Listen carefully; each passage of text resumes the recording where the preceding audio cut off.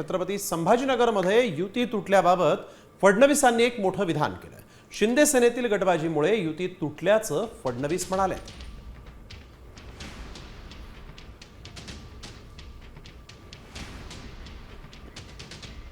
आम्ही खूप प्रयत्न केला शिवसेनेसोबत युती करायचा।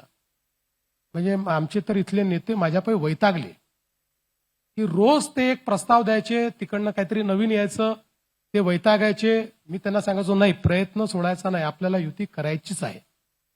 दुर्दैवाने इथली शिवसेना ही थोडी स्प्लिट होती। त्यामुळे आमच्याकडे कसं आहे, नेतृत्वाने सांगितलं की विषय संपला।